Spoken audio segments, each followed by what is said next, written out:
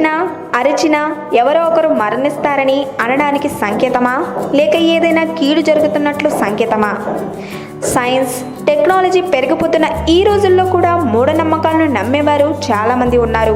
అసలు సరైన ఆధారాలు లేని వాటినే మూఢనమ్మకాలని అంటుంటాం.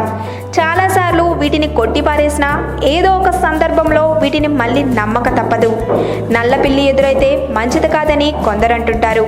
పిల్లి ఎదురైతే మంచి పనులు జరిగిన సందర్భాలు కూడా ఉన్నాయి. అలాగే తల మీద బల్లి పడితే మరణం సంభవిస్తుందని అంటారు. ఆ మరణం మనకా లేక బల్లికా అనేది మాత్రం తెలియదు. అలాగే కుక్క అరిస్తే మరణం సంభవిస్తుందని అంటారు. కుక్కలకు యమధర్మరాజు వస్తున్నట్లు తెలుస్తుందని అంటుంటారు. ఈ మూఢనమ్మకాలలో ఎంత నిజముందో ఇప్పుడు తెలుసుకుందాం.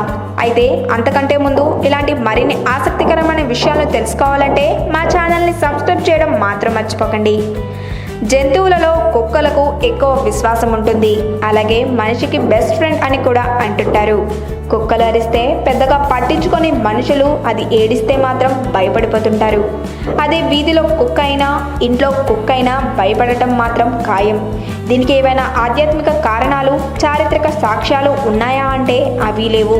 కానీ ఈ నమ్మకం మాత్రం బలంగా ముద్రపడిపోయింది. ఈ నమ్మకాన్ని తరిమి కొట్టాలని చాలామంది పరిశోధనలు చేశారు. కానీ ఫలితం అంతంత మాత్రమే. కుక్కలు దుష్టశక్తుల్ని కనిపెట్టగలవని, దయ్యాలను చూడగలవని గ్రీకులు బలంగా నమ్మేవారు.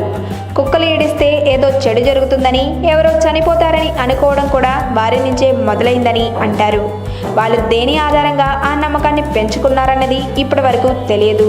కుక్క ఏదైనా శూన్యంలోకి చూసి అరుస్తున్నా, ఏడుస్తున్నా ఖచ్చితంగా దయ్యాన్ని చూస్తుందని, అలా చేస్తుందని, అప్పుడు దాని రెండు చెవుల మధ్య నుంచి చూస్తే ఆ దయ్యం మనకి కూడా కనిపిస్తుందట.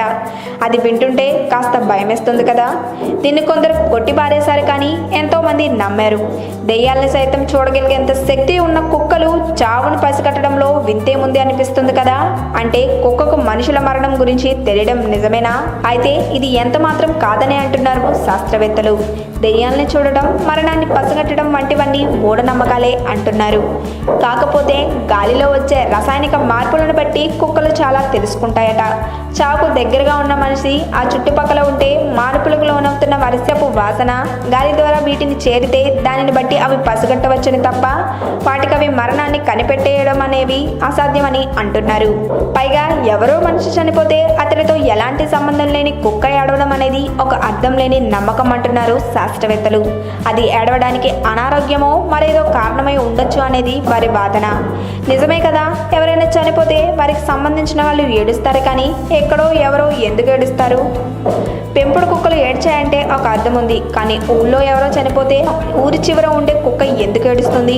ఇలా కాస్త లాజిక్గా ఆలోచిస్తే మన నమ్మకంగా మారేది కాదు. ఈ వీడియో కనుక మీకు నచ్చినట్టయితే లైక్ చేయండి, షేర్ చేయండి. మరిన్ని లేటెస్ట్ అప్డేట్స్ కోసం మా ఛానల్ని సబ్స్క్రైబ్ చేయండి.